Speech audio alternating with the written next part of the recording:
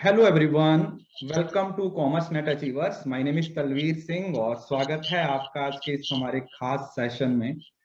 जैसे आप लोगों को पता है कि यूजीसी नेट का रिजल्ट आ चुका है और इससे पहले भी मैं आप लोगों को डिफरेंट डिफरेंट सब्जेक्ट्स के ऑल इंडिया रैंकर्स के साथ जिन्होंने 100% स्कोर किया है उनके साथ मुलाकात करवा रहा हूं। उसी तरीके के एक टॉपर आज हमारे साथ हैं जिनका नाम है नुजहत नजीर, जिन्होंने एजुकेशन सब्जेक्ट में 100% स्कोर किया है। और एक और बात मैं यहाँ पर ऐड करना चाहता हूं कि इन्होंने ओवरऑल 100% के साथ साथ पेपर 1 में भी 100% स्कोर अचीव किया है। तो ये अपने आप में बहुत बड़ी अचीवमेंट है। हम इनकी जर्नी को समझने की कोशिश करेंगे कि किस तरीके से इन्होंने प्रिपरेशन किया था। तो welcome Nuzhat. Thank you sir, thank you so much. Okay, तो सबसे पहले तो एक जो मैं नॉर्मली क्वेश्चन सब बच्चों से पूछता हूँ, आपसे भी वही पूछूंगा कि जब रिजल्ट देखा, पहले तो यही देखा होगा कि जेआरएफ हो गया या नहीं हो गया है। उसके बाद जब देखा कि 100% है, तो कैसा रिएक्शन था उस टाइम पे, कैसा लगा आपको? सर जब मैंने रिजल्ट देखा तो मैंने देखा जेआरएफ एंड असिस्टेंट प्रोफेसर के लिए क्वालिफाई कर गई हूँ मैं। लेकिन फिर नीचे जब मैंने देखा 0.00 तो मुझे लगा कि इट मींस आगे 100 है। मतलब मैं बैक से देख के आ रही थी और जब 100 देखा तो I was like in shock for a moment and I immediately started crying. मैंने 1 घंटे तक चुप ही नहीं किया है, मैं 1 घंटे तक कंटिन्यूअसली रोई जा रही थी। ओके, तो मतलब काफी एक शॉकिंग मोमेंट था, मतलब सरप्राइज मोमेंट होता है ना, उसको वर्ड्स में आप एक्सप्लेन नहीं कर पाते हो कि एकदम से, जी वो भी सर। दोनों में, पेपर 1 में भी और ओवरऑल भी 100% एक बहुत बड़ी अचीवमेंट है। तो हम समझने की कोशिश करेंगे कि आपने ये कैसे अचीव किया। थोड़ा सा पहले आप अपने बारे में बताइए, आपकी स्टडी से रिलेटेड। सर मैंने स्कूलिंग यहाँ पे ही अपने एक लोकल गवर्नमेंट हायर सेकेंडरी से की है। ओके। उसके बाद मैंने ग्रेजुएशन की है बीएससी। मेरा साइंस बैकग्राउंड है। ओके। तो मतलब ग्रेजुएशन के बाद मैंने पोस्ट ग्रेजुएशन में एडमिशन लिया कश्मीर यूनिवर्सिटी में और मेरी पोस्ट ग्रेजुएशन बॉटनी में हुई है। उसके बाद लाइफ टर्निंग मोमेंट कहेंगे, मैंने बीएड किया। जैसे कि एड पॉपुलम फैलेसी है कि हर कोई कर रहा है तो आप भी कर लो। राइट। तो मैंने भी कर लिया, बीएड में एडमिशन ले लिया। बट मैं बहुत रिग्रेट कर रही थी क्योंकि मैंने डिस्टेंस मोड पे एडमिशन लिया था और मैं बिल्कुल एकदम से वो स्टडी से कट ऑफ हो गई थी कि मतलब what happened to my life, मुझे ये नहीं करना था। तो मैं बहुत रिग्रेट कर रही थी फॉर अ मोमेंट। लेकिन फिर क्या हुआ कि जैसे मेरे एग्जाम होते गए तो मुझे इंटरेस्ट डेवलप होने लगा एजुकेशन सब्जेक्ट में। और उसके बाद 2019 में मेरा एमएड का एडमिशन हो गया कश्मीर यूनिवर्सिटी में रेगुलर मोड पे। सर वो बिल्कुल इंटेंशनल डिसीजन था, वो कोई भेड़ चाल वाला काम नहीं था। वो मैंने बहुत सोच समझ के लिया था वो डिसीजन। और एमएड अभी मेरा चल ही रहा था, मतलब लाइक मेरा नेट से 2 दिन पहले रिजल्ट आया एमएड फोर्थ सेमेस्टर का भी। ओके। ओके, तो उसके बाद फिर जी सर। आपने, ये फर्स्ट अटेम्प्ट था आपका? जी सर, ये मेरा फर्स्ट अटेम्प्ट था। फर्स्ट अटेम्प्ट में तो और भी एक कुछ लोग होते हैं बार बार अटेम्प्ट देने पड़ते हैं उनको, फर्स्ट अटेम्प्ट में अपने आप में एक बहुत बड़ी अचीवमेंट है। तो मतलब पहले से ही था कि मुझे टीचिंग में जाना, जैसे आप कहा बैकग्राउंड बड़ा अलग तरीके का रहा है, अलग अलग सब्जेक्ट से, फिर बीएड फिर एमएड, पहले से सोचा था कि टीचिंग में जाना है या फिर लाइक वो भी भेड़ चाल की तरह ही हुआ? नहीं सर, एक्चुअली पहले सोचा नहीं था कि टीचिंग में जाना है। जब मेरा पोस्ट ग्रेजुएशन चल रहा था तब हमारी प्रेजेंटेशंस हुआ करती थी डिपार्टमेंट में। और मुझे मतलब अक्सर मेरे फ्रेंड्स बोला करते थे कि तुम्हारे प्रेजेंटेशन स्किल्स बहुत अच्छे हैं, तुम मतलब अच्छे से समझा पाती हो अपने पॉइंट को। तो तब से मुझे कहीं ना कहीं लग रहा था कि मैं मतलब टीचिंग प्रोफेशन मेरे लिए बहुत ज्यादा सही है। तो फिर जब एमएड में एडमिशन लिया तब मेरा बिल्कुल 100% यही टारगेट था कि मुझे टीचिंग प्रोफेशन में ही जाना है। तो इसलिए मैंने फिर मतलब इसके लिए प्रिपेयर किया, नेट के लिए प्रिपेयर किया। ओके, तो मतलब कहीं ना कहीं आपके प्रेजेंटेशन स्किल्स की वजह से आपके दोस्तों ने, आपके फ्रेंड्स ने आपको मोटिवेट किया कि जी you sir, should try exactly. This, right? Okay. तो कब से आपने यूजीसी नेट की अपनी प्रिपरेशन है वो शुरू की, या मतलब कैसे आपको पता चला कि नेट का एक एग्जाम होता है, और मतलब शुरुआत के मोमेंट्स के बारे में बताइए। सर जब मेरा एमएड का एडमिशन हुआ तो पहले कुछ दिनों बहुत जोश भरा होता है, तो बहुत सारे स्कॉलर्स आए हमारे इंट्रोडक्टरी सेक्शन के लिए डिपार्टमेंट में। तो वो बोलने लगे कि एमएड तो आपका हो जाएगा लेकिन आपको साथ साथ में नेट के लिए प्रिपेयर करना चाहिए। तो उनकी बातों को मतलब उससे बहुत ज्यादा मतलब मोटिवेट हुई मैं, और मैंने उसी टाइम पे मतलब कुछ स्टूडेंट्स से सुना कि केवीएस मदान की बुक आती है पेपर 1 की। और पेपर 2 के लिए अरिहंत, तो मैंने ऑर्डर कर ली बुक। लेकिन मैंने 1 साल तक उन बुक्स को हाथ भी नहीं लगाया, क्योंकि वो जोश सारा उतर चुका था कोविड के लॉकडाउन की वजह से, और कश्मीर में हालात भी कुछ खराब हो गए थे, इंटरनेट सस्पेंड हुआ था। तो बिल्कुल भी मैं मतलब कुछ भी नहीं पढ़ा था फिर 2019 में। और मेरी प्रिपरेशन जो है वो 2021 के जनवरी से स्टार्ट हुई है। ओके तो जनवरी से मैंने स्टार्ट की अपनी प्रिपरेशन, और फिर दिसंबर में हमारा एग्जाम हो गया। ओके, तो मतलब अच्छा खासा टाइम मिल गया था फिर भी, एक साल मतलब कुछ ना जी पढ़ने सर, के बहुत बावजूद बहुत टाइम मिला। एक साल का तकरीबन तकरीबन टाइम मिल गया। तो हम पेपर वाइज बात करेंगे, ठीक है। पहले मैं पेपर 1 के बारे में बात करूंगा, क्योंकि सेकंड पेपर आपका एजुकेशन है, फिर एजुकेशन के बारे में मैं बात करूंगा, क्योंकि मेरा पेपर 1 है, आपने मुझसे पेपर 1 पढ़ा है, तो पहले मैं उसके बारे में समझने की कोशिश करूंगा। पेपर 1 के लिए आपकी मेंटेलिटी क्या थी, या जब आपने सिलेबस देखा, कैसे रिसोर्सेज कलेक्ट किए, किस तरीके से क्लासेस, मतलब पेपर 1 से रिलेटेड आपकी पूरी स्ट्रेटेजी मुझे बताइए। जी सर, जब मैंने सिलेबस देखा पेपर 1 का, तो टीचिंग और रिसर्च मैंने देखा, और वो मतलब मुझे इंटरेस्ट था रिसर्च में काफी, और टीचिंग में भी अच्छा खासा इंटरेस्ट था, वो पेपर मुझे इजी लग रहे थे। तो मैंने यूट्यूब से पहले पढ़ना स्टार्ट किया, लेकिन कुछ सेटिस्फेक्शन नहीं मिल रही थी मुझे। फिर एक वीडियो देखा मैंने, जिसमें एजुकेशन की एक JRF होल्डर ने उन्होंने इंटरव्यू दिया था। तो उन्होंने बोला कि उन्होंने अनअकैडमी से पढ़ा है। तो मैंने सोचा कि मैं भी वही करूंगी। मैंने अनअकैडमी डाउनलोड की। इंटरफेस जब देखा मैंने ऐप का, तो सबसे पहले आपका नाम आ रहा था, टॉप एजुकेटर तलवीर सिंह। तो मैंने क्लिक किया, और वो मतलब आई वुड से वो एक अनफॉर्चुनेट मोमेंट था मेरे लिए, क्योंकि उस टाइम पे आप DI पढ़ा रहे थे, और मेरा मैथ्स के साथ बिल्कुल नहीं बनता था, मतलब ओके, जीरो भी नहीं। तो मैं बहुत मतलब 1-2 वीडियो देखे, आपकी फैन फॉलोइंग देखी, मैंने सोचा कि ऑब्वियसली आप पढ़ाते वैसा होंगे, तभी इतनी अच्छी फैन फॉलोइंग है आपकी। लेकिन मतलब मेरे पल्ले नहीं पड़ा, क्योंकि मैथ्स मुझे बिल्कुल नहीं आती थी। तो मैंने उसी टाइम पे छोड़ दिया आपकी क्लासेस देखना। तो फिर मैं ऐसी रैंडमली देख रही थी दूसरे एजुकेटर्स को, लेकिन सेटिस्फेक्शन बिल्कुल कहीं पे नहीं मिल रही थी। फिर एक बार एक टेलीग्राम पे मेरी एक फ्रेंड है, ओके, उन्होंने मुझे मैसेज करा, पूछा कि आप पेपर 1 कहाँ से पढ़ रहे हो? तो मैंने बोला कि ऐसे ही रैंडम यूट्यूब, गूगल वगैरह से पढ़ रही हूँ। तो उन्होंने बोला, आप तलवीर सर को क्यों नहीं फॉलो करते? मैंने बोला मैंने देखा था, लेकिन वो मैथ्स पढ़ा रहे थे, और मुझे बहुत डर लगता है। उन्होंने बोला कि आप फॉलो कर लो, बाकी क्लासेस देख लो, मतलब उनका इतना रिकॉर्ड रहा है JRF का, आप चेक कर लो एक बारी।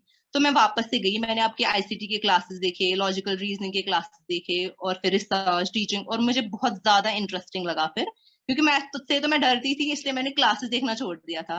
लेकिन फिर धीरे धीरे आपकी सारी क्लासेस, जितने भी आपने 2019 से अनअकैडमी पे क्लासेस लिए हैं, वो सारे मैंने कवर किए। आपकी यूट्यूब के सारे क्लासेस कवर किए मैंने, और आप जो अनअकैडमी यूट्यूब चैनल पे क्लासेस लेते थे, वो सारे भी मैंने कवर किए, और मतलब बहुत ज्यादा इंटरेस्टिंग लगा था फिर मुझे paper 1। And that's the reason, and you are the only reason कि पेपर 1 में मेरा 100% आयल है, क्योंकि मैंने आपको ही रिलीजियसली फॉलो किया था। नहीं नहीं, चलो वो तो आपने खूब मेहनत की। यहाँ पर आपने मेंशन किया कि चलो बाकी यूनिट्स के बारे में तो मोस्टली हो जाता है, थ्योरेटिकल पोर्शन होता है, क्योंकि हम कर लेते हैं। अभी यहाँ पर मैं समझने की कोशिश करूंगा, आपका पेपर 1 में 100% आयल आया है, इसका मतलब टॉप स्कोर है 100% आयल। क्योंकि यहाँ पर ना बहुत सारे लोगों को ये नहीं पता चलता 100% आयल, वो वीडियो के नीचे लिख देते हैं ना कि आप तो ऐसे ही AR1 बोल देते हो। तो मैं उनको ये बताना चाहूंगा कि 100% आयल का मतलब ये होता है कि इस बच्चे के 100% स्टूडेंट से ज्यादा मार्क्स आए हैं। और हर सब्जेक्ट के लिए अलग अलग कट ऑफ होती है, तो हर सब्जेक्ट के जो AIR होते हैं वो अलग अलग होते हैं। आप मेरे चैनल पे जाओगे तो आपको कॉमर्स के, कंपैरेटिव स्टडी के, आज एजुकेशन के, कल मैं आपको ह्यूमन राइट्स के, इसी तरीके से बहुत सारे स्टूडेंट्स के साथ आपको इंटरव्यू मैं करके दूंगा। बाकी देखो, अब क्वेश्चन किसी को भी किया जा सकता है, बट जिस बंदे ने मेहनत की है, मुझे लगता है कि हमें उसको अप्रिशिएट करना चाहिए। या तो आप खुद 100% ला के आओ, उससे कमेंट करने से पहले ये मैं आपको बोलना चाहूंगा, जो भी बच्चे कमेंट करते हैं, 100% पेपर 1 में आप बोले कि आपको DI नहीं आता था, तो फिर कैसे DI पे कमांड हासिल की, या किस तरीके से? क्योंकि बिना DI के तो मुझे नहीं लगता कि आप 100% ले पाओगे पेपर 1 में। नहीं तो सर, DI पे कैसे फॉर्चुनेटली मेरे प्रिपेयर किया? DI में 4 आउट ऑफ 5 जो है क्वेश्चंस करेक्ट हुए थे। ओके, लेकिन मैंने बहुत ज्यादा प्रैक्टिस करा था सर। ओके, फिर जब मुझे आपकी क्लासेस में इंटरेस्ट डेवलप हुआ, तो मैंने आपका DI भी देखा, आपने बिल्कुल स्क्रैच, बिल्कुल जीरो से पढ़ाया था। तो मैंने पहले वो क्लासेस कवर किए, फिर जाके मैंने आपकी जो एडवांस लेवल आपने पढ़ाया है वो कवर किया। तो उस तरह मैं रोज रोज प्रैक्टिस कर रही थी। हर दिन मेरा एक मतलब टाइम था DI के लिए, सुबह का टाइम या कभी शाम को, लेकिन मैं हर दिन प्रैक्टिस करती थी DI। तो दैट्स द रीजन कि DI पे भी मेरा अच्छा खासा होल्ड रहा। मतलब फाइनल में आप DI बना पाए, राइट? जी सर, जी सर। कहीं ना कहीं डीआई का जो फियर था उसमें भी फिर भी आपने 10 में से 8 नंबर हैं वो ले लिए हैं। तो ये एक बहुत अच्छा लेसन है बाकी स्टूडेंट्स के लिए भी, कि अगर किसी यूनिट से आपको डर लगता है तो उसको बनाने का और कोई तरीका नहीं है, आपको वो सीखना पड़ेगा। अगर आप गिव अप कर दोगे तो फिर आप नहीं बना पाओगे। मुझे एग्जैक्टली लगता है सर, कि हमें या तो आपको अपनी ड्रीम को गिव अप करना है या फिर आपको अपने फेयर को गिव अप करना है कि you have to do it. नहीं मतलब बाकी बच्चे कर रहे हैं, आपको भी करना है। आप उन्हीं के साथ compete कर रहे हो जिनको पूरा डीआई आता है, तो आपको भी सीखना पड़ेगा। राइट राइट, क्योंकि वही है ना, अगर 100 रुपीज की चीज है, जैसे मैं अक्सर क्लास में बोलता हूँ, तो 100 रुपीज वाली वो मेहनत है वो हमें करनी पड़ेगी, अदरवाइज हम नहीं बना पाएंगे। तो जी सर। उसके अलावा पेपर वन में आपको क्या इश्यूज थे और आपने उसको कैसे डील किया? सर पेपर वन में ऐसा मुझे ज्यादा इश्यूज नहीं लगे, बिकॉज ऑफ यू, क्योंकि मैं आपको ही फॉलो कर रही थी, आपके लेसन से मैं नोट्स बनाती। And let me tell everybody कि मैंने फ्री में पढ़ा है, मैंने कोई सब्सक्रिप्शन नहीं ली थी। तलवीर सर ने इतना सारा मटेरियल प्रोवाइड किया हुआ है फ्री में, तो मैंने उन्हीं से नोट्स बनाए, उसी को बार बार रिवाइज कर रही थी और प्रैक्टिस कर रही थी। तो अच्छा हो गया फिर पेपर वन का। Okay okay. पीपल और डेवलपमेंट और हायर एजुकेशन, इससे रिलेटेड बहुत सारे स्टूडेंट्स को प्रॉब्लम रहती है। आपने बीएड एमएड किया तो मुझे लगता है कि शायद नहीं होगी प्रॉब्लम, क्योंकि वहां पर कहीं ना कहीं आप वो चीजें पढ़ते हो। बट स्टिल मैं जानना चाहूंगा कि उन 2 यूनिट्स के लिए आपकी स्ट्रेटेजी क्या रही है? सर पीपल डेवलपमेंट एनवायरनमेंट में ज्यादा प्रॉब्लम नहीं थी, क्योंकि मेरा साइंस बैकग्राउंड है, मैंने एनवायरमेंटल साइंस भी पढ़ा है इससे राइट पहले। राइट। लेकिन फिर भी मतलब सिलेबस बहुत ज्यादा वास्ट है, यू डोंट नो कि क्वेश्चन कहाँ से आने वाले हैं। लेकिन फिर भी मेरा, आपने जो एक बार यूट्यूब पे सेशन लिया था, उसमें आपने बोला था कि आप लोग कम से कम ये वाले टॉपिक्स कर लो। अगर आप ये मतलब नहीं आ रहा है कुछ भी, कम से कम इनको छोड़ के मत जाओ, जैसे कि हमारे मिलेनियम डेवलपमेंट गोल्स है, सस्टेनेबल डेवलपमेंट गोल्स वगैरह, जितने भी आपने टॉपिक कराए हैं। तो मैं वो करके गई थी। और पीपल डेवलपमेंट एनवायरनमेंट में मतलब फिर उसके बाद ज्यादा इश्यू नहीं लगा मुझे। और मतलब पीवाईक्यूज प्रैक्टिस कर रही थी मैं कंटिन्यूअसली, जितने भी पीवाईक्यूज आ रहे थे इससे पहले, जितने भी पीवाईक्यूज हुए हैं वो मैंने सारे मतलब किए थे और अच्छे से उनको लर्न किया था सबको। तो ज्यादा प्रॉब्लम नहीं हुई फिर। और मतलब हायर आसानी से एजुकेशन हो तो गया था? थियोरेटिकल है, और मेरी थियरी अच्छी है वैसे भी, तो हायर एजुकेशन में भी कोई ज्यादा इश्यू नहीं हुआ मुझे। मुझे खाली मैथ्स और डीआई में मतलब सबसे ज्यादा डर लगता था। ओके, बट वो भी आपने कहीं ना कहीं ग्रेजुअली धीरे धीरे करके उसको भी कवर कर लिया था, और जिसका जी रिजल्ट सर। आपको मिला। तो पेपर वन से रिलेटेड, क्योंकि पेपर वन में आपको पढ़ाया है, पेपर टू डेफिनेटली, क्योंकि आप, मैं कॉमर्स से हूँ या मैनेजमेंट से हूँ, आप एजुकेशन है, क्योंकि ये इंटरव्यू एजुकेशन वाले बच्चे भी देख रहे हैं, है ना?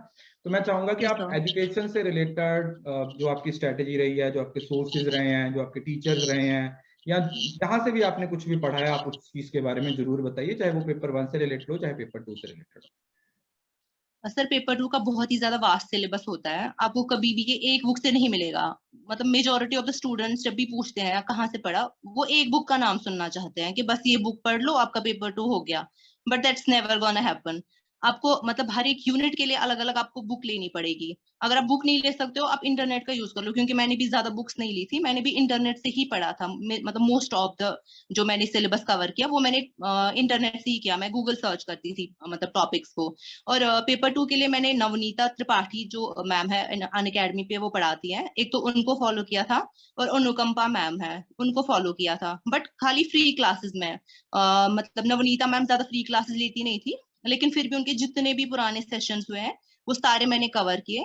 और जब मैं कोई टॉपिक करती थी उनसे, उसके बाद मैं क्या करती थी, नोट्स बना के मैं गूगल सर्च करती थी एक बार वो टॉपिक को, कि कोई नई इन्फॉर्मेशन निकल के आ जाए इस टॉपिक के रिलेटेड, जो मैं अपने नोट्स में ऐड करूँ और मुझसे कुछ भी ना छूटे इसमें। तो वही ऐसे ही किया मैंने मतलब हर एक टॉपिक को गूगल सर्च किया होगा, ऐसा एक सिंगल टॉपिक भी नहीं होगा पेपर टू में जो मैंने गूगल सर्च करके एडिशनल इन्फॉर्मेशन नहीं निकाली होगी। तो मैंने मेजॉरिटी मतलब जो है नोट्स वो मैंने इंटरनेट से ही बनाए हैं। ओके। तो और आप इग्नो का मटेरियल जो है वो बहुत ही ज्यादा अच्छा है पेपर टू के लिए, आप उसको रेफर कर सकते हो। ओके, तो जो इग्नू का जो ई ज्ञान कोश पे जो उनका कंटेंट अवेलेबल है, लाइक एजुकेशन जी से, सर, आप मैंने फॉलो कर उसी सकते से डाउनलोड करके अपने नोट्स बनाए थे। हैं। Okay okay. तो पेपर टू में कुछ स्पेसिफिक, क्योंकि मुझे एजुकेशन के बारे में इतनी नॉलेज नहीं है, डेफिनेटली हर जैसे पेपर वन में हमारे कुछ प्रॉब्लम एरियाज होते हैं, डेफिनेटली सेकंड पेपर में भी कोई ना कोई आपका प्रॉब्लम एरिया रहा होगा, और आपने उसको किस तरीके से टैकल किया, और स्टूडेंट्स उसको कैसे टैकल कर सकते हैं पेपर टू से रिलेटेड? जी सर। सर मुझे सबसे ज्यादा प्रॉब्लम एक तो फिलोसफी में आ रही थी, क्योंकि वो बहुत ही ज्यादा थियोरेटिकल था। और दूसरा स्टैटिस्टिक्स पोर्शन में, लेकिन क्या हुआ कि अनुकंपा मैम जो है उन्होंने स्टैटिस्टिक्स बहुत ज्यादा अच्छे से पढ़ाया और मेरा वो सारा डर जो था मैथ्स रिलेटेड वो भी दूर हो गया। और आपको बहुत ज्यादा प्रैक्टिस करना पड़ेगा। अगर आपको एक टॉपिक सिखाया जा रहा है कोई अपनी प्रॉब्लम एरिया में, आपको उसको प्रैक्टिस करना पड़ेगा रोज रोज, तब जाके वो दूर हो सकता है आपका डर। और दूसरा फिलोसफी का जो बहुत ज्यादा डर था मुझे, क्योंकि वो बहुत ज्यादा डेप्थ में मतलब है सब्जेक्ट। तो नवनीता मैम ने जो यूट्यूब पे पता नहीं कब से 2018 से क्लासेस लिए हैं, वो सारे मैंने कवर किए और फिलोसफी पे मेरा अल्हम्दुलिल्लाह बहुत ज्यादा अच्छा होल्ड रहा था फिर। मतलब वो बट आपको अपनी आइडियलिज्म, प्रॉब्लम एरिया पे वर्क करना पड़ेगा। There idealism, is no realism, option. Pragmatism, right, वही है फिलोसफिकल जी सर। अप्रोचेस। पेपर वन में भी जी हम सर। पढ़ाते हैं उसको टीचिंग एप्टीट्यूड में, मतलब बट थोड़ा पोर्शन होता है एजुकेशन के सब्जेक्ट्स का, वो कवर हो जाता है। हमारे बट हाँ सब्जेक्ट में डेफिनेटली बहुत किसी डेप्थ में को, पढ़ना पड़ता हाँ है। क्योंकि वो अरिस्टोटल, श्री अरविंदो, रविंद्रनाथ टैगोर, वो बहुत सारे स्कॉलर्स हैं जिन्होंने अपने अपने व्यू पॉइंट्स उस चीज के बारे में दिए हैं। डेफिनेटली अगर हम जी उसको सर। पार्ट्स बना के करेंगे तो हो जाएगा, उसमें मुझे नहीं लगता कि कोई ज्यादा दिक्कत आएगी। तो ये तो आपकी पेपर टू के लिए स्ट्रेटेजी रही। अब मैं ये जानना चाहूंगा, जैसे आपने बोला कि आप नोट्स है वो फ्री क्लासेस से बनाते थे या आप गूगल करते थे, तो नोट्स कितना बनाना चाहिए, कैसे बनाना चाहिए, अगर आप क्लासेस देख रहे हो तो तब कैसे बनाना चाहिए, आपकी नोट्स के रिलेटेड क्या स्ट्रेटेजी रही? नोट्स के रिलेटेड मैं बोलूँ तो मैंने सबसे बड़ा ब्लंडर कर दिया था, क्योंकि मैंने बहुत लंबे चौड़े नोट्स बनाए थे। क्योंकि तब मैंने देखा नहीं था कि नोट्स बनाने का भी एक प्रॉपर वे है, आपको बिल्कुल इंपॉर्टेंट पॉइंट्स को हाईलाइट करके मतलब बनाने होते हैं। लेकिन मैंने बहुत बड़ा ब्लंडर किया था कि मैंने बहुत लंबे चौड़े नोट्स बनाए थे। ओके। और फिर जब एग्जाम पोस्टपोन हो रहा था, मैं तब हर बार ये डिसाइड करती थी कि मैं अब नए से नोट्स बनाऊंगी, बिल्कुल क्रिस्प नोट्स। लेकिन फिर मैं सोच रही थी कि जो मैं नोट्स नए से बनाऊंगी उससे बहुत ज्यादा बेहतर है कि मैं उसी को फिर से रिवाइज कर लूं। तो मैं वो टाइम वेस्ट नहीं करती थी फिर से नए से नोट्स बनाने में। फिर मैंने उन्हीं नोट्स को कैरी ऑन किया, मैंने उन्हीं को बहुत बार पढ़ा होगा। मैंने एग्जाम से पहले मिनिमम 4 to 5 टाइम्स रिवीजन किया होगा, पेपर वन का भी पेपर टू का भी, क्योंकि हमें टाइम बहुत सारा मिला। राइट। बार बार एग्जाम पोस्टपोन हो रहा था और मैंने उस टाइम को बहुत अच्छे से यूटिलाइज किया।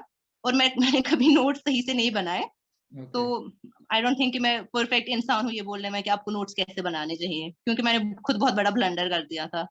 बट कहीं ना कहीं ये तो आप जरूर बोलना चाहोगे कि आपको बहुत लंबे चौड़े नोट्स नहीं बनाने चाहिए। एग्जैक्टली मैं सबको ये बोलना चाहूंगी कि please please be very careful कि आप नोट्स कैसे बना रहे हो, क्योंकि आपका फिर एंड में आप सबसे ज्यादा डिपेंडेंट अपने नोट्स पे होते हो। राइट। आप फिर अपने नोट्स ही देखते हो, वो बार बार पढ़ते हो, उसी से आपकी सारी प्रिपरेशन होती है। तो प्लीज आप अपने नोट्स बहुत क्रिस्प तरीके से बनाएं। बहुत ही इंपॉर्टेंट पॉइंट्स जो है उनको आप लिखें, ज्यादा डिटेल में लिखने की जरूरत नहीं है आपको।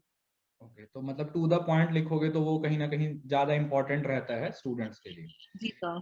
अभी जैसे इस बार तो क्या था, पैटर्न थोड़ा चेंज हो गया था अचानक से, सारी चीजें आउट ऑफ कंटेक्स्ट भी काफी सारी चीजें आ गई हैं।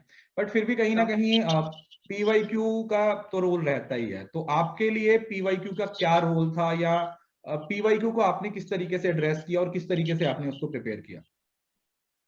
सर मैं ये कहूंगी कि you can not qualify this exam without solving the PYQs. आप पीवाईक्यूज नहीं करोगे, मुझे नहीं लगता कि आप एग्जाम क्वालिफाई कर सकते हो। क्योंकि पीवाईक्यूज की बहुत ज्यादा इंपॉर्टेंस है। आप टॉपिक पढ़ रहे हो, बहुत सारी थ्योरी पढ़ रहे हो, बट आपको पता नहीं कि क्वेश्चन किस तरीके से पूछा जा रहा है and how to address that question. तो आपको पीवाईक्यू से ही आइडिया मिलता है। एमसीक्यू से 1000 टाइम्स बेटर है आप पीवाईक्यू सॉल्व करो, जैसे कि आप हमेशा बोलते थे। तो मैंने पीवाईक्यूज में ऑलमोस्ट डेली बेसिस पे करती थी। आपने इतने सारे पीडीएफ प्रोवाइड किए हुए थे टेलीग्राम पे, मैंने वो डाउनलोड करे, वहां से मैं पीवाईक्यूज ऑलमोस्ट हर दिन मैं करती थी वो सॉल्व। और पीवाईक्यूज बहुत बहुत बहुत ज्यादा इंपॉर्टेंट है। मतलब कहीं ना कहीं चाहे पैटर्न चेंज हो या ना हो, पीवाईक्यू को हम ऐसे नहीं बोल सकते कि पीवाईक्यूज पीवाईक्यू। बहुत हेल्प करेंगे आपको, बहुत ज्यादा हेल्प करेंगे पीवाईक्यूज, अगर आप पीवाईक्यूज प्रॉपर्ली सॉल्व कर रहे हो। Okay, so it is important कि हमें पीवाईक्यू पे फोकस करना ही पड़ेगा, राइट?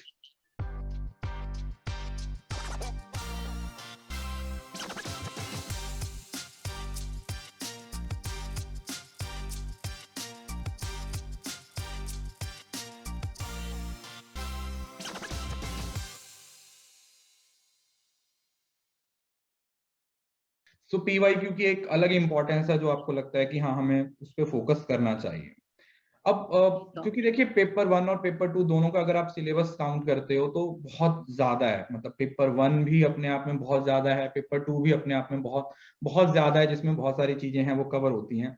तो रिवीजन एक बहुत बड़ा एक इग्नोर्ड एलिमेंट है, जहां तक मुझे लगता है। मैं अपने 4-5 साल के एक्सपीरियंस में जो देखा है कि बहुत सारे बच्चे सिर्फ इस वजह से एग्जाम क्रैक नहीं कर पाते क्योंकि वो सही से रिवाइज नहीं करते, या ये समझ लीजिए कि उनको पता ही नहीं है कि हमें रिवीजन कैसे करनी चाहिए। तो आपकी रिवीजन के लिए स्ट्रेटेजी क्या रही और आपने किस तरीके से रिवाइज किया था? सर मैं जो दिन में पढ़ती थी, मैं शाम को डेफिनेटली एक बार उसको गो थ्रू करती थी। और सुबह जब मैं फिर से मतलब उठती थी, पहले मैं वही पढ़ती थी जो मैंने कल पढ़ा हो, क्योंकि फिर बहुत कम टाइम लगता है आपको उसको रिवाइज करने में। अगर आपने 2-3 घंटे की लेक्चर देखी, आप उसको 20 मिनट्स में आराम से रिवाइज कर सकते हो, क्योंकि आपने नोट्स बनाए होते हैं, आप उसको आराम से उतने टाइम में कर सकते हो। मैं ऑलमोस्ट डेली बेसिस पे रिविजन भी करती थी, और वीकली मैं मतलब मेक श्योर करती थी कि जितना भी मैंने पढ़ा हो उसका मैं अच्छे से रिविजन कर पाऊँ वीकली बेसिस पे भी। ओके। रिवीजन बहुत इंपॉर्टेंट है, और मैंने एग्जाम से पहले मतलब बहुत बार रिवीजन किया था। I guess that's the reason कि मेरा अच्छा खासा स्कोर आया फिर। मतलब कहीं ना कहीं, मतलब चाहे आप डेली बेसिस पे करो, चाहे आप एक अल्टरनेटिव डे पे करो, चाहे आप वीकली बेसिस पे करो, बट ऐसा नहीं है कि आप एक महीने तक कुछ सब पढ़ तो रहे हो बट आप उसको रिवाइज नहीं कर रहे। तो जरूरी है उस चीज को रिवाइज करना भी, कहीं ना कहीं हमारे लिए इंपॉर्टेंट है कि हम उस चीज पे भी फोकस करें। ऐसा ना हो कि हम सिर्फ पढ़ते जा रहे हैं और पीछे की सारी चीजों को हम भूलते जा रहे हैं, राइट? सर एक्चुअली इसमें ऐसा है ना कि बहुत सारा थियरी है, तो आपको याद नहीं रहेगा जब तक आप उसको बार बार रिवीजन नहीं करोगे। आपको रिवीजन करना पड़ेगा until it becomes a part of your memory. तो आपको राइट। करना पड़ेगा रिवीजन। तो परमानेंट मेमोरी का पार्ट बनाने के लिए बार बार हमें रिकॉल करना ही पड़ेगा, राइट? जी सर। ओके। तो ये रिवीजन से रिलेटेड स्ट्रेटेजी रही, आपने नोट से रिलेटेड भी अपनी स्ट्रेटेजी के बारे में बताया। और जैसे आपने बताया कि 1 साल तक तो आपने पढ़ा ही नहीं था, आपने जनवरी में शुरू किया था। जनवरी के बाद भी इतनी सारी अनसर्टेनिटी थी, कहीं ना कहीं हमारा जो मोरल है वो अप एंड डाउन होता है ना? क्योंकि अब जी सर। ह्यूमन नेचर इस तरीके का है कि हम किसी चीज पे बहुत देर तक फोकस नहीं कर पाते हैं। कंसिस्टेंसी को मेंटेन करना हमारे लिए हमेशा एक इशू रहता है। तो आपने इस चीज को फेस किया, प्रॉब्लम आई कंसिस्टेंसी को लेके, मोटिवेशन को लेके, या फिर आपके लिए सब कुछ स्मूथ था? नहीं सर, स्मूथ तो आई डोंट थिंक किसी के लिए भी होगा, क्योंकि आप इतने टाइम तक आराम से बैठ के पढ़ नहीं सकते हो, बहुत डिफिकल्ट होता है ये भी। एक्चुअली सर हुआ क्या कि मेरी मम्मा जो है, मेरे पेरेंट्स ने मुझे बहुत बहुत ज्यादा सपोर्ट किया है। तो मेरी मम्मा एक्चुअली एक बार मेरे लिए खाना बना रही थी, तो उन्होंने अपना हाथ जला लिया, गलती से उनका हाथ जल गया। तो बहुत दिनों तक वो मतलब बहुत ज्यादा पेन में थी। ओके। तो मुझे जब भी डिमोटिवेशन होता था कि नहीं अब नहीं पढ़ना, मैं थक गई बस हो गया, मुझे वो याद आता था कि how she was going through that pain. तो वो हमेशा मेरे लिए बहुत ज्यादा मोटिवेटिंग था। मतलब मैं कभी गिव अप नहीं कर सकती थी, just because of my family. उन्होंने इतना सपोर्ट किया है। और सर आप जितने भी मोटिवेशन सेशंस लेते थे, आप हमेशा उसमें ये बोलते थे कि आप अपने पेरेंट्स के लिए कर रहे हो। तो मुझे वो बहुत रिलेट हो रहा था, क्योंकि मैं भी अपने पेरेंट्स के चेहरे पे वो खुशी देखने के लिए ही इतना कुछ कर रही थी। तो मतलब मुझे अपने पेरेंट्स से बहुत ज्यादा मोटिवेशन मिलता था, और आपके क्लासेस से भी। और रही बात ये मतलब कंसिस्टेंसी की, तो कंसिस्टेंसी मेरी एक बार मतलब ब्रेक हुई फॉर अ होल मंथ, क्योंकि मुझे कोविड हो गया था। ओ। तो मैं बिल्कुल नहीं पढ़ पाई थी 1 महीने। 1 महीना तो मुझे रिकवर होने में ही लग गया था। तब ब्रेक हुई कंसिस्टेंसी, लेकिन फिर उसके बाद फिर से मतलब अपने पेरेंट्स को देखना, what they are doing for you, वो सब कुछ देखना। और मतलब I would just get up and study, अगर कुछ भी हो। मैं बिल्कुल नहीं सोचती थी कि मैं थक गई हूँ, कुछ नहीं, नहीं, आई हैव टू स्टडी, मतलब रिमेम्बर कुल द मिला के फेस। अगर देखा जाए तो पेरेंट्स से बड़ी मोटिवेशन कुछ हो ही नहीं सकती है कि अगर आप कुछ भी नहीं, आप उनके चेहरे इम्पोर्टेंट। पे खुशी देखने के लिए कुछ भी कर सकते हो। राइट। तो कहीं ना कहीं ये एक बहुत इंपॉर्टेंट पॉइंट है जो बच्चे अक्सर बोलते हैं कि सर हम कंसिस्टेंट नहीं रह पाते, मोटिवेट नहीं रह पाते हैं। ये पॉइंट, ये इंसाइट इस इंटरव्यू से जरूर लेके जाइएगा कि आप किसके लिए कर रहे हो। आप अपने पेरेंट्स के लिए कर रहे हो। तो जब भी आपको डिमोटिवेटेड फील होता है, जब भी आपको लगता है कि आप नहीं कर पा रहे हो, आप गिव अप करने लगते हो, तो एक बार अपने पेरेंट्स के चेहरे की तरफ जरूर देख लिया करो कि हाँ उनको कैसा लगेगा अगर आप गिव अप कर दोगे। ये तो रहा आपकी पूरी प्रिपरेशन का फेज। अब बात आती है जिस दिन आपका एग्जाम था, क्योंकि आई थिंक आपका एग्जाम दिसंबर में हुआ था शायद, 3 दिसंबर का सर एग्जाम, 3 दिसंबर जहां को हुआ तक था। मुझे याद है। हाँ। तो 3 दिसंबर का एग्जाम है। एग्जाम हॉल के अंदर का जो सिनेरियो था, या उस 3 घंटे को कैसे टैकल किया? क्योंकि मुझे जो लगता है, मैं अक्सर बोलता हूँ कि हमारी प्रिपरेशन है वो 2 फेज की है। एक तो जो आप एग्जाम से पहले पढ़ रहे हो, और दूसरा जो आप परफॉर्म कर रहे हो। जितना मर्जी पढ़ जी लो, सर, अगर वो आप तीन परफॉर्म नहीं घंटे कर पा रहे हो आपके तो पूरे आप। साल को डिफाइन करते हैं। हाँ, वो तीन आपके घंटे वो को तीन आपने घंटे किस बहुत तरीके से इंपॉर्टेंट। टैकल किया, आप उसके बारे में मुझे बताइए। सर मैं बहुत सवेरे पहुंच गई थी एग्जामिनेशन सेंटर। और जैसा आप बोलते थे कि आपको वहां पे ऐसे अजीब प्राणी मिलेंगे जो बुक्स लेके बैठ रहे होंगे पढ़ रहे होंगे, उस टाइम पे भी आपको उनकी तरफ बिल्कुल नहीं देखना। तो मैंने भी वही किया, मैं बिल्कुल खुद को काम कर रही थी कि आपको इन चीजों से कोई फर्क नहीं पड़ने वाला। तो जैसे मैं एग्जामिनेशन सेंटर में गई, मैं अपनी सीट पे बैठी, सबसे पहले मैंने मतलब दुआ की। दुआ करके मैं आराम से बिल्कुल रिलैक्स होके बैठी हूँ। और फिर जब पेपर आया तो मैंने इतनी प्रैक्टिस करी थी, इतनी प्रैक्टिस करी थी कि मेरा 75 मिनट्स टाइम बच रहा था, और उतने में मुझे खाली DI करना था और RC 3 करने थे। ओके। टाइम मैनेजमेंट का बिल्कुल इश्यू नहीं हुआ, मुझे बहुत सारा टाइम बच गया था। तो ओके। जब मैं पेपर कर रही थी, कोई डिफिकल्ट क्वेश्चन सामने आ रहा था जो मुझे मतलब जो मैंने कभी देखा ना हो, तो मैं ये सोच रही थी कि अभी जितने भी यहाँ पे बैठे हैं मेरे आसपास, ये सबके लिए ही ऐसे ही होगा, तो खाली मेरे लिए इतना डिफिकल्ट नहीं है, टफ नहीं है, तो इट्स ओके, इसको बाद में देख लेंगे, बाद में कर लेंगे। तो मैंने पहले सबसे पहले वो क्वेश्चन किए जिन पे जो मुझे 100% श्योर थे, वो खत्म करने के बाद मैंने वो किए जिन पे मुझे थोड़ा सा डाउट था, बट सॉल्व हो जाते अच्छे से अगर आप अपना दिमाग लगाते। उसके बाद एंड में आप जैसे बोलते हो एजुकेटेड गैस लगानी होती है, तो वो किया एंड में, और मेरा बहुत सारा टाइम बच गया, मुझे टाइम मैनेजमेंट का बिल्कुल इश्यू नहीं हुआ।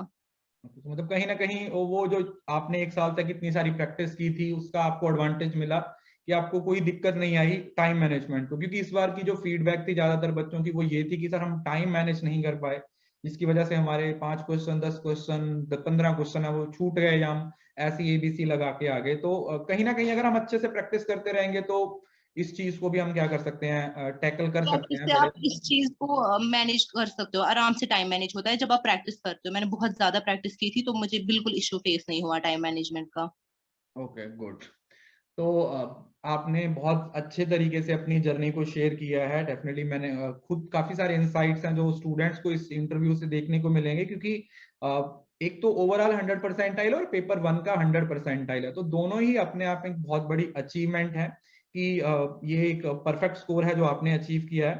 तो लास्ट में मैं चाहूंगा कि आप लर्नर्स के लिए कोई मैसेज, कोई इंसाइट, कुछ वर्ड्स ऑफ विजडम जो आप उनके साथ शेयर करना चाहोगे जो आगे जून 2022 के लिए पढ़ाई कर रहे हैं। जी सर, सबसे पहले मैं ये कहना चाहूंगी कि आप आराम से एक दिन ले लीजिए और अपने आप को बहुत ज्यादा मोटिवेट कीजिए, कॉन्फिडेंस बिल्ड कीजिए अपना कि आप ये कर सकते हो। अपनी स्ट्रेंथ नोट डाउन कर लो आप कि मुझ में क्या क्या स्ट्रेंथ है, मैं क्या क्या कर सकता हूँ। अपनी वीकनेसेस को देख लो, उनको सुधारने की कोशिश करो। और आपको बहुत ज्यादा डिटरमाइंड रहना पड़ेगा, हमेशा अपने गोल को अपने बिल्कुल आंखों में रखो। जब मेरी प्रिपरेशन चल रही थी तो मैं हर बार अपना स्कोर कार्ड इमेजिन कर रही थी, qualified for JRF and assistant professor. तो वो विजन मैं हमेशा लेके चलती थी कि एक दिन मेरा भी स्कोर कार्ड आएगा, उस पर भी ऐसे लिखा होगा। आपको बहुत ज्यादा डिटरमाइंड रहेगा, हार्डवर्क कभी भी वेस्ट नहीं होता, इट ऑलवेज पेज ऑफ। आपको मेहनत करनी पड़ेगी, बिना मेहनत की तो कोई भी चीज नहीं हासिल होती। मेहनत कर लो आप, कंसिस्टेंसी आप बनाए रखो, and just believe in your self.